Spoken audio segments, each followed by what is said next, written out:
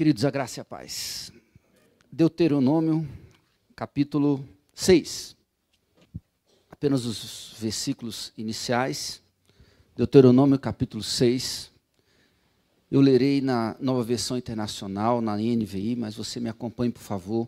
Esse texto é um texto muito especial na Escritura Sagrada. O texto diz assim: esta é a lei, isto é, os decretos e as ordenanças que o Senhor, o seu Deus, ordenou que eu lhes ensinasse, para que vocês os cumpram na terra para a qual estão indo para dela tomar posse. Desse modo, vocês, seus filhos e seus netos temerão o Senhor, o seu Deus, e obedecerão a todos os seus decretos e mandamentos que eu lhes ordeno, todos os dias da sua vida, para que tenham vida longa. Ouça e obedeça, ó Israel. Assim tudo lhe irá bem, e você será muito numeroso numa terra onde há leite e mel com fartura, como lhe prometeu o Senhor, o Deus dos seus antepassados. Ouça, ó Israel, o Senhor, nosso Deus, é o único Senhor. Ame o Senhor, o seu Deus, de todo o seu coração, de toda a sua alma e de todas as suas forças. Que todas estas palavras que hoje lhe ordeno estejam em seu coração. Ensine-as com persistência a seus filhos. Converse sobre elas quando estiver sentado em casa, quando estiver andando pelo caminho, quando se deitar e quando se levantar. Amarre-as como um sinal nos braços e prenda-as na testa. Escreva-as nos batentes das portas de sua casa e em seus portões. Amém? Palavra maravilhosa. E hoje, rapidamente, conversaremos sobre um tema fascinante. Famílias debaixo da glória de Deus. Quando pastoreava a igreja Nasa Norte, nós tínhamos o sábado da família. Era um sábado de louvor, adoração, jejum e clamor pelas famílias. Era um sábado pela manhã. E a igreja abria suas portas. E aí nós começamos a ter uma grande surpresa. Nós colocávamos uma faixa convidando todo mundo para orar pela família. E aí eu me lembro, um sábado estávamos ali orando, jejuando, clamando. Entrou uma senhora aflita, porque a filha dela estava participando de um reality show, e aí a filha revelou algo que ela não sabia, e a família não sabia, e aquilo trouxe dor, trouxe angústia, e ela saiu desesperada, e ela encontrou uma pessoa que disse assim: olha, o que está acontecendo? Não, eu estou desesperado, tem uma igreja que as portas estão abertas, e eles estão orando pela família. Ela disse: onde é que fica essa igreja? A pessoa indicou, e ela foi parar lá na nossa igreja. E aí a gente começou a receber, não só neste episódio que mencionei, mas em outros momentos começamos a receber muita gente que estava carente, precisando de uma palavra para a família. E eu tenho certeza que hoje você que está aqui também carrega dramas, lutas, angústias. Estamos diante de um novo ano, e o que nós queremos? Com certeza, famílias debaixo da glória de Deus. Quem sabe, talvez você não queira ainda, porque você não entendeu ainda o que significa glória, o que significa estar debaixo da glória de Deus. Como é que você pode desejar algo que você não compreende? Mas a palavra glória traz a ideia deste brilho do caráter de Deus. Então, se você também deseja que a sua família esteja debaixo do brilho do caráter de Deus, então a minha conversa é com você também. É com você e a sua família. Mas esse texto é magnífico, porque ele apresenta algumas características de famílias que vivem debaixo da glória de Deus. Olha só o versículo de número 2, diz assim: desse modo vocês, seus filhos e seus netos temerão o Senhor, o seu Deus, e obedecerão a todos os seus decretos e mandamentos. Ok. Mas olha o versículo 7. Ensine-as com persistência a seus filhos. O texto, primeiramente, afirma que vocês, seus filhos e seus netos, toda toda geração, essa geração vai ouvir a Deus. Essa geração vai obedecer a Deus. Mas como? Num passe de mágica? Não! É por meio do ensino, queridos. É por meio do ensino. Então, famílias debaixo da glória de Deus são famílias que ouvem a Deus. Esse é o primeiro aspecto. São famílias que ouvem a Deus. Não é um passe de mágica, não é por osmose. Um filho só vai compreender, um neto só vai compreender a palavra de Deus se essa família, ela ouvir a palavra de Deus. O versículo 3 diz assim claramente: ouça e obedeça. Ouça e obedeça. E o versículo 4, ouça, ó Israel. Meus queridos, uma família debaixo da glória de Deus é uma família que ouve a Deus. Não há como os filhos, os netos, ouvirem a palavra de Deus por passe de mágica. Eu me lembro da minha mãe, afastado do evangelho, fazendo parte de uma tribo urbana radical, uma tribo urbana que na verdade tinha outras tribos inimigas. Então eu saía de casa, eu não sabia se iria voltar, porque nós íamos para confrontos com outras tribos. Mas minha mãe estava ali orando, clamando, buscando a presença do Senhor. Mas o mais curioso, quando eu chegava em casa, muitas vezes de madrugada, minha mãe dizia o seguinte: vocês ouvirão a palavra de Deus antes de dormirem. E eu e meu irmão estava ali. E às vezes quando minha mãe se preparava, eu falei: lá vem a mamãe de novo com a palavra. Ninguém aguenta isso. Ela estava ali, ministrando a palavra, orando, trabalhando os nossos corações, cumprindo a palavra de Deus. E muitas vezes, quando eu estava em alguns momentos complexos em minha vida, o que acontecia? Eu lembrava daquilo tudo que minha mãe ensinava. E sabe o que diz a Bíblia? Aquele que teme ao Senhor se desvia do caminho do mal, gente. Então eu estava em alguns lugares e falei assim: olha, eu vou matar o integrante de outra tribo. Aí algo do meu coração falou: não mate. Se eu vou morrer por amor à minha tribo urbana. Aí algo falava no meu coração: não morra. Por isso não.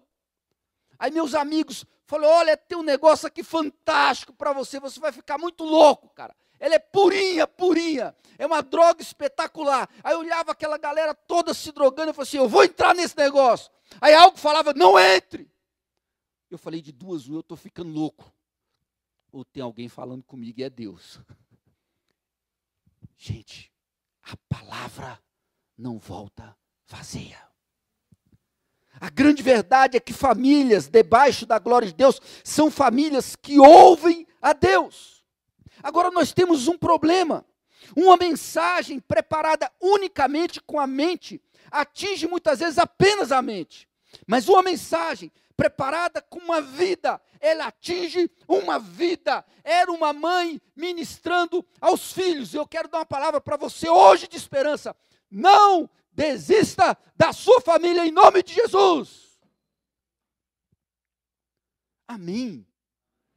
Gente, amém significa que assim seja. Você não vai desistir da sua família.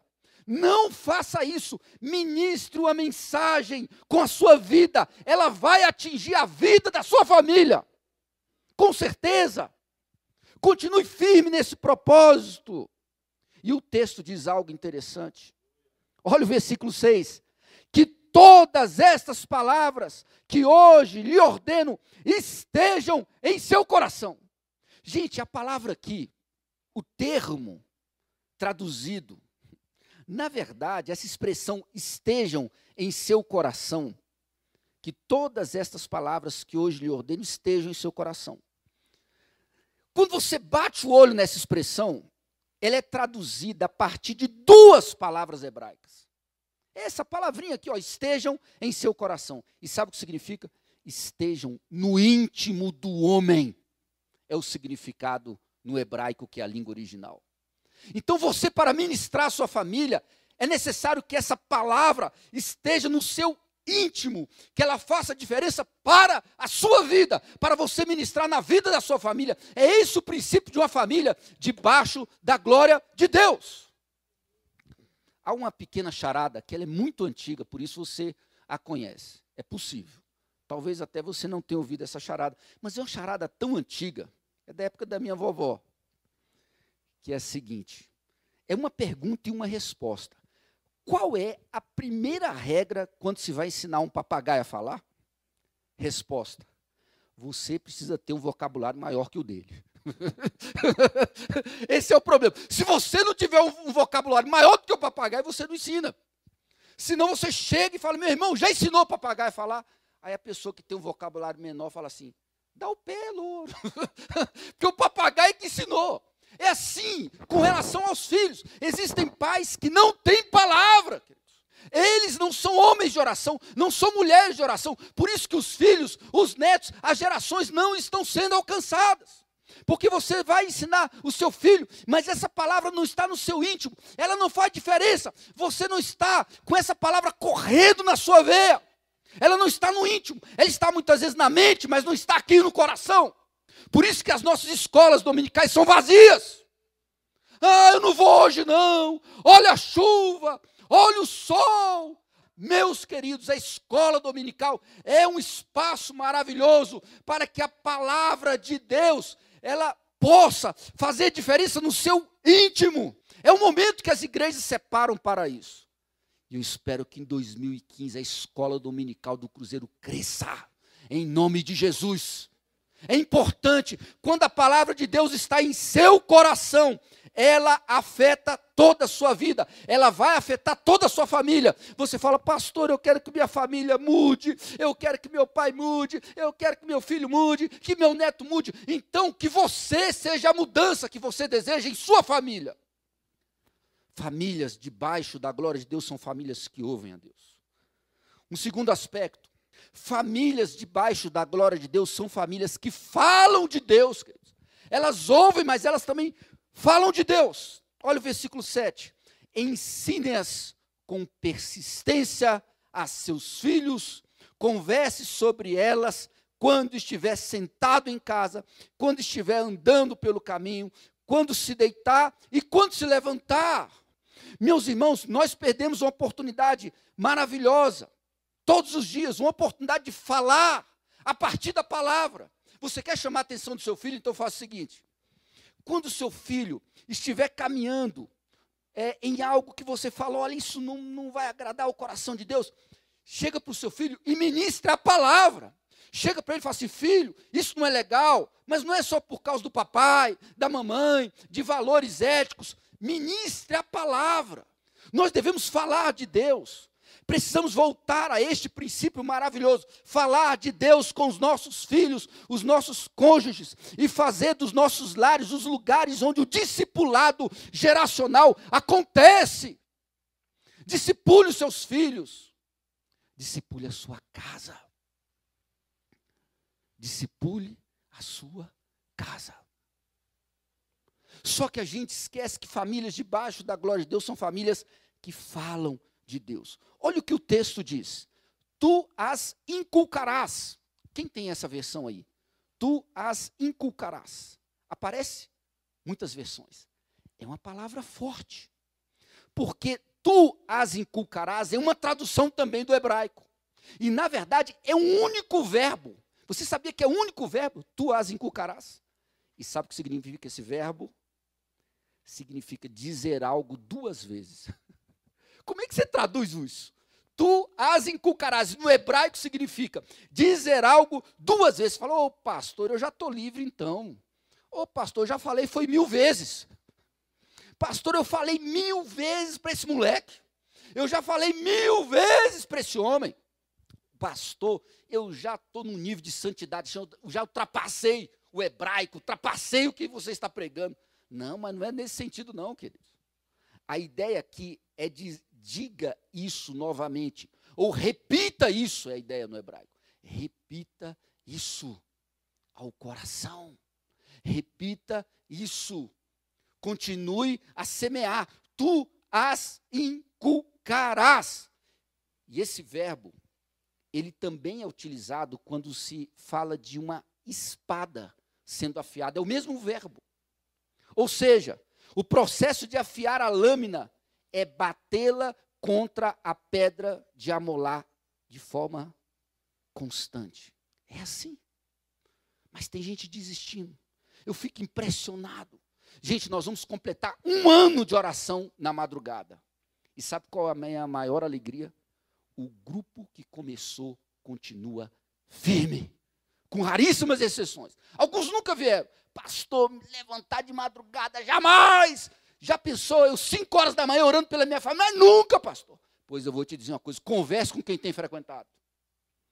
Gente, é uma maravilha. Não vai ter intervalo. Pastor, e quando você estiver nos seus dias de férias, teremos pessoas ministrando a palavra aqui. Sabe por quê? Nós estamos afiando as nossas vidas. Sabe o que diz a Bíblia? Que os relacionamentos são caminhos de afiamento. É pedra afiando pedra. Vai sair faísca, mas você não pode desistir. Famílias debaixo da glória de Deus são famílias que falam de Deus. Elas falam de Deus porque elas creem nesse afiamento por meio da palavra. Só que muitas vezes não entendemos isso. Provérbios 27, 7. Olha que texto bonito.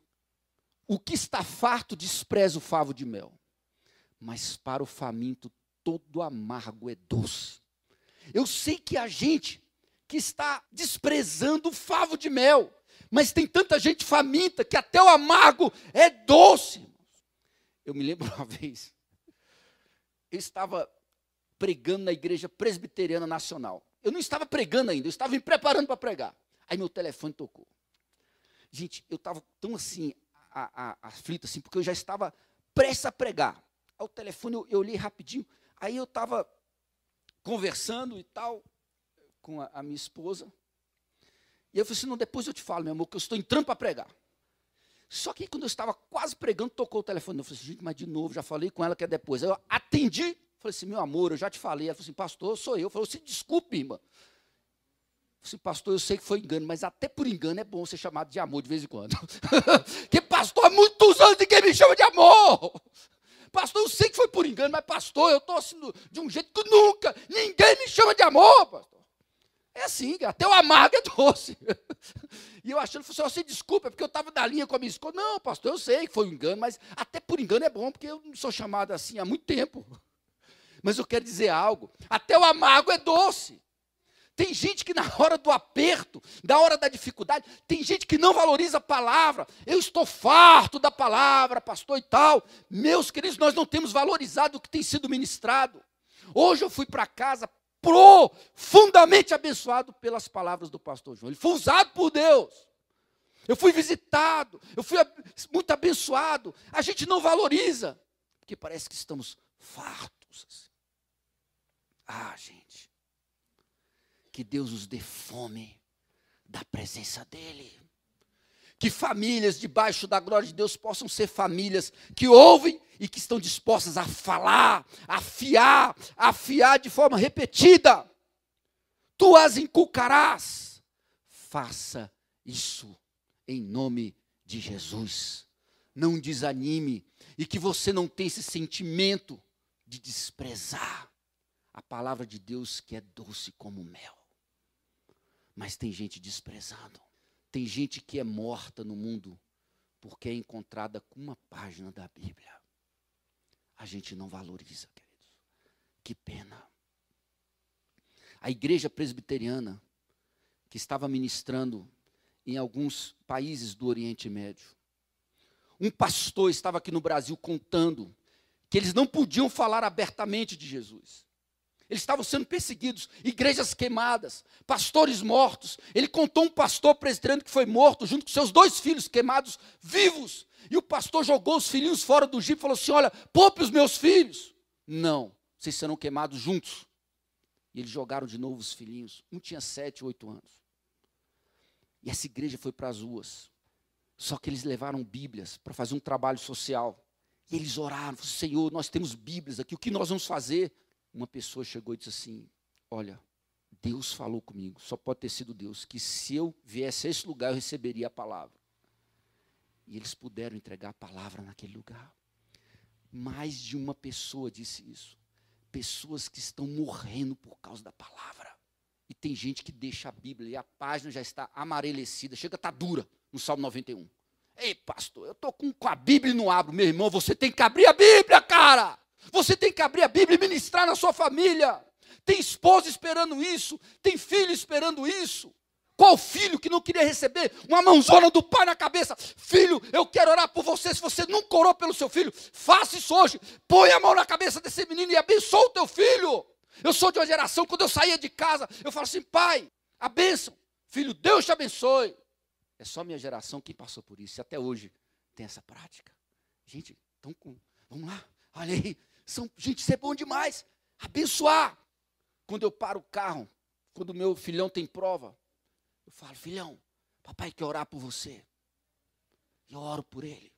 É bom demais. Desafios. É uma prova. Seja o que for. A gente perde a oportunidade de falar de Deus. Quer exortar o filho. A gente faz um discurso, mas não cita a palavra, gente. Faz um discurso longo, porque o papai está chateado, e pai. Mas e a palavra? Onde entrou a palavra? Reúne e fala, filhão, eu quero sentar com você à luz da palavra. Há algo que você está falando que fere a palavra. Por último, famílias debaixo da glória de Deus são famílias que se relacionam com as Escrituras de uma forma integral. Eles ouvem, eles falam, mas eles criam um relacionamento integral com as Escrituras. Todas as realidades são tratadas. Fala, mas isso não está no texto. Está. Porque olha o que diz o texto, o finalzinho. Amarre-as como um sinal nos braços e prendas na testa. Escrevas nos batentes das portas de sua casa e em seus portões. Fala, mas pastor, isso não está falando de nada disso. Está, gente. É porque nós estamos lendo no nosso contexto não faz o menor sentido. É poesia. Isso aqui é algo sério. Nós estamos falando de uma prática comum à época. Os tefilim. Sabe o que era os tefilim? Os tefilim são constituídos de caixas de madeira presas a tiras de couro. E sabe o que tem dentro da caixinha? Palavra de Deus. Só que uma caixinha, ela é amarrada no braço esquerdo, simbolizando o coração. Simboliza o coração. E uma segunda, a cabeça, deixando a caixa presa ao topo da fronte, entre os olhos, representando a mente. Porque eles entendem que o coração, a mente, tudo precisa estar debaixo da palavra. Todas as realidades, as emoções, o coração, tudo precisa estar debaixo da palavra. O plural é tefilim e o singular é tefilá. A tefilá colocada no braço, ela é enrolada 7 vezes, que simboliza para o povo hebreu perfeição, completude. E ela é enrolada 7 vezes no antebraço e também nos dedos. Só que quando eles enrolam nos dedos, eles não enrolam de qualquer jeito não, gente. Não, de jeito nenhum. Eles enrolam de tal maneira que 3 consoantes hebraicas ficam em destaque. Uma consoante que tem um nome muito bonito, Shin, Dalet e Yud. Um dia eu encontrei uma menina, falei, qual o seu nome? Ela, Dalet. Falei, seu nome é hebraico, é uma consoante. Ela, não brinca. Um nome lindo desse é só uma consoante. Eu falei, mas continua sendo lindo. Mas pastor, uma consoante. Eu falei, é uma consoante, filha. Deus te deu o nome de uma consoante, mas é bonito demais. Dalet. Shin, Dalet e Yud. Você fala, e daí, pastor? E daí é que essas 3 letras hebraicas, que elas ficam bem representadas, isso fica de forma perfeita. Você vai em qualquer rede social e projeta lá, tefilim, vai projetar certinho as consoantes. Elas são as iniciais da frase, guardião das portas de Israel. Guardião das portas de Israel. A ideia é simples. Deus guarde todas as portas da minha casa e da minha família, para que não entre nada que venha a destruir a minha casa, a minha vida, a minha família, os meus filhos. Nós deveríamos orar, Senhor, seja guardião das portas da minha vida. O texto diz, escrevas nos batentes das portas de sua casa e em seus portões. Gente, tem muitos portões abertos. Nós estamos terminando o ano e você olha para a sua família, você deixou portas abertas, entrou porcaria, entrou tudo. Você deixou, você não se posicionou na sua própria vida. Tem gente que começa com a pornografia, via internet, isso vai crescendo, ele parte para outras coisas. Quando ele vê, é o que diz a Bíblia, um abismo vai chamando outro abismo. E Deus está querendo falar para você hoje: eu quero ser o guardião das portas da sua vida, para que você tenha uma vida abençoada, para que você possa pisar uma terra de leite e de mel. Só que a gente vai deixando essas portas. Esse é o problema. A gente não cuida, a gente não pede. Há um rabino que escreveu um comentário sobre Deuteronômio 6. É um rabino brasileiro, mas muito respeitado no mundo inteiro. O rabino Newton Bonder. Perguntado sobre como ele expressaria Deuteronômio 6, e principalmente o que ele achava dessa simbologia dos tefilim, ele disse: os judeus devem colocar os tefilim como um sinal, uma lembrança de seus compromissos com a vida.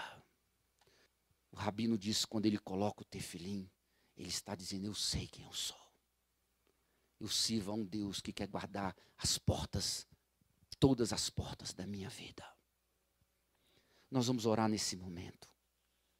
Mas o meu convite para você hoje, em nome de Jesus, eu creio, em nome de Jesus, que nós teremos um ano de 2015 muito abençoado nessa igreja, gente. Eu creio nisso. Eu creio que as nossas famílias serão visitadas por Deus. Vem coisa boa por aí. Nós estamos inaugurando uma campanha de oração que começará na quarta, todos os meses. Quarta, quinta, sexta, vigília. Nós cremos que Deus visitará nossas famílias. Mas eu quero orar para que você feche portas que você deixou abertas. Ele é o guardião das portas de Israel. Vamos orar. Eu não sei o que você está passando em sua casa, eu não sei como você entrou aqui hoje, mas em nome de Jesus, há um Deus que quer que a sua família esteja debaixo da glória dEle. Em nome de Jesus. Nós vamos orar nesse momento, nos preparando para ser. Eu já convido os presbíteros a estarem aqui à frente, mas vamos orar nesse momento. Eu queria que você entregasse a sua casa.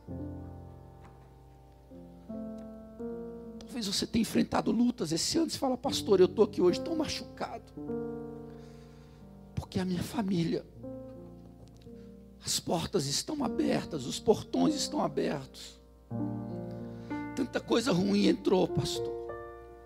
Tanta coisa machucou, tanta coisa destruiu. Pois nós vamos hoje, no reino espiritual, decretar uma palavra de vitória, gente. Em nome de Jesus. Vamos pedir ao Senhor: Pai, visita a nossa casa. Eu queria que você saísse daqui e sabe aquele versículo da Bíblia que diz: o Senhor abençoa a morada dos justos. Meu desejo é que esse versículo seja a bênção da sua casa. Fala: Deus, abençoa a minha casa. Não aceite, não desista do projeto de Deus para a sua casa.